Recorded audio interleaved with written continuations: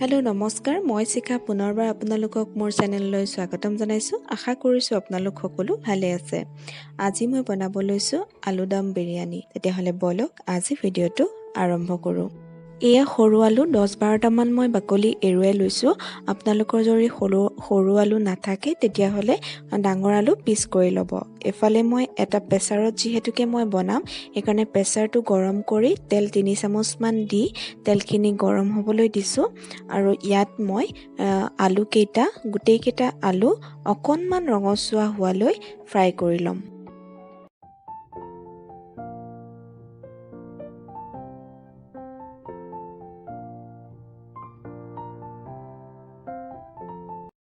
পাঁচ মিনিটমান ভজাৰ পাছত আলুকেইটা অকণমান ৰঙা হৈছে। এই অকণমান ৰঙা নিচিনা চেইন এটা পৰিছে। এইখিনিত এতিয়াই মই তুলি দিম। ইয়াতকৈ বেছি ভাজিলে ভাল নালাগিব আৰু পিছত যিহেতুকে মই সিজাই দিম সেইকাৰণে এতিয়াই মই উঠাই ৰাখিছোঁ। আৰু এইখিনি যিখিনি তেল আছে এইখিনিতে মই ইয়াত পিঁয়াজ দিম। পিঁয়াজখিনি মই 3টা মিডিয়াম চাইজৰ পিঁয়াজ কাটি ৰাখিছিলোঁ। এতিয়া এইখিনি তেলতে মই একেবাৰে গেছটো ল' ফ্লেমত ৰাখি লাহে লাহে এইখিনি পিঁয়াজখিনি ৰঙা হোৱালৈকে ফ্ৰাই কৰি থাকিম। আৰু যদি ইচ্ছা কৰে তেতিয়াহ'লে ইয়াত অকণমান নিমখ দিলে পিঁয়াজখিনি অতি সোনকালেই ৰঙচুৱা হৈ আহিব। কিন্তু মই ইয়াত নিমখ দিয়া নাই, মই একেবাৰে দি দিম।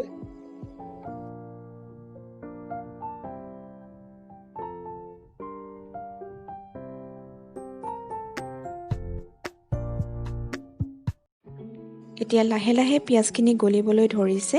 এইখিনিতে মই আৰু এটা পিঁয়াজখিনি আৰু এটা কাম কৰি লওঁ। এটা বাউল লৈছোঁ। বাউলটোত মই আলু যিখিনি ফ্ৰাই কৰি ৰখা আলু সেইখিনি দি লৈছোঁ আৰু আধা কাপ মই দৈ এইখিনি ধুনীয়াকৈ ফেটি লৈ ইয়াত দি দিছোঁ। মনত ৰাখিব দৈখিনি ভালদৰে ফেটি ল'ব, নহ'লে প্ৰেছাৰত দিয়াৰ লগে লগে দৈখিনি ফাটি যাব। সেইকাৰণে দৈখিনি ভালদৰে ফেটি ল'ব। আৰু এতিয়া মই ইয়াত আধা চামুচ ৰেড চিলি পাউডাৰ আৰু আধা চামুচ গৰম মছলা দি আলুখিনি ধুনীয়াকৈ মিলাই ল'ম।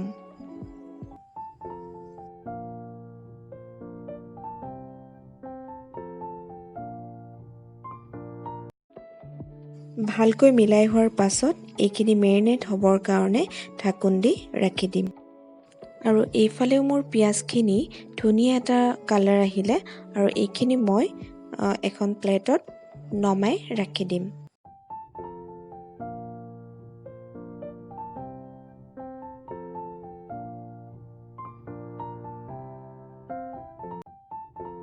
পিঁয়াজ ভাজি তেল অলপ কমাৰ কাৰণে মই এতিয়া অকণমান 2 চামুচমান হ'ব তেল দি দিছোঁ তাতে।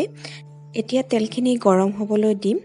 গৰম হ'লেই মই ইয়াত 2টা তেজপাত দি দিম। এয়া তেলখিনি অলপ গৰম হৈছে আৰু মই তেজপাত 2টা দি দিছোঁ। আৰু এয়া 4টা ইলাইচি, 2টা লং আৰু অকণমান দালচেনি ইয়াতে দি আকৌ 1 চামুচ গোটা জিৰা ইয়াত দি লৰাই আকৌ ইয়াত মই মিডিয়াম চাইজৰ এটা পিঁয়াজ কাটি লৈছিলোঁ। এইখিনি ইয়াত দি পিঁয়াজখিনি আকৌ ৰঙচুৱা হোৱালৈ ভাজি থাকিম। অকণমান ৰঙচুৱা হওঁতেই মই 1 চামুচ আদা নহৰু পেষ্ট আৰু 2টা কেঁচা জলকীয়া ফালি ইয়াত দি দিছোঁ। আৰু এতিয়া আদা নহৰু যিটো গোন্ধ সেইখিনিও যাব আৰু লগতে পিঁয়াজখিনিও ৰঙচুৱা হোৱালৈ মই আকৌ ভাজি থাকিম। এয়া মোৰ নহৰু আৰু পিঁয়াজ ধুনীয়াকৈ সিজিছে আৰু পিঁয়াজখিনি ধুনীয়াকৈ ৰঙচুৱা হৈছে। এতিয়া মই ইয়াত মেৰিনেট কৰি থোৱা আলুখিনি ইয়াত দি দিম। এইখিনি প্ৰায় 15 মিনিটমান মেৰিনেট কৰা গ'ল। এতিয়া মই এইখিনি দি ধুনীয়াকৈ লৰাই থাকিম। অলপ সময় লৰাই ভাজি ল'ম। এয়া দেখিছেনে, এয়া পানী ওলাবলৈ ধৰিছে। এতিয়া মই সোৱাদ অনুসৰি নিমখ দিম। নিমখখিনি দি আকৌ লৰাই থাকিম যেতিয়ালৈকে পানীখিনি নাইকিয়া হৈ নাযায়।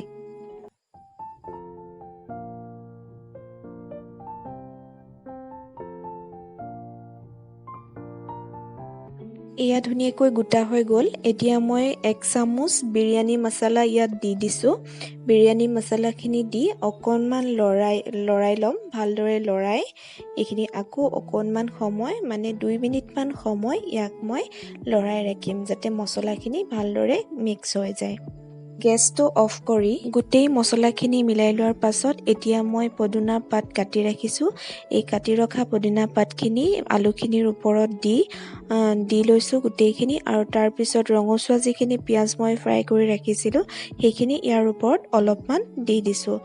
আৰু এয়া এগিলাচ বাসমতী চাউল মই আধা ঘণ্টাৰ আগত তিয়াই ৰাখিছিলোঁ, আৰু এতিয়া দিয়াৰ 5 মিনিটৰ আগত মই উঠাই ৰাখিছোঁ। উঠাই ৰাখি এখন চালনীত ৰাখি থৈছিলোঁ, আৰু চালনীৰ পানীখিনি যোৱাৰ পাছত এই চাউলখিনি মই গোটেইখিনি এতিয়া আলুখিনিৰ ওপৰত ভালদৰে মিলাই দিছোঁ।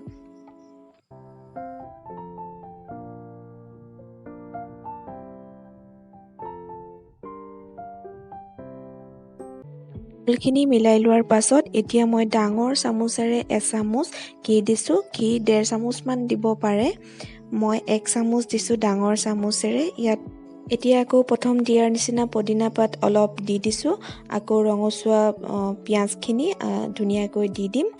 দি ইয়াত মই পানী দিম। পানী কোনটো জোখত দিম জানেনে? যিটো জোখত মই চাউল দিছিলোঁ, যিটো গিলাচেৰে মই চাউল এগিলাচ দিছিলোঁ, সেই গিলাচটোতে মই 1.5 গিলাচ পানী দিম। আৰু 1.5 গিলাচ পানীত যাতে চাউলকেইটা অলপমান বুৰ খাই যায় তেনেকুৱাকৈ দি দিম।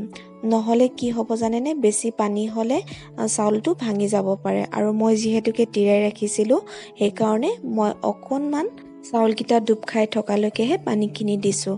এতিয়া ঢাকোনখন লগাই 2টা চিটি অহালৈকে ৰাখি দিম, আৰু একেবাৰে ঠাণ্ডা হোৱাৰ পাছতহে ইয়াৰ ঢাকোনখন খুলিম।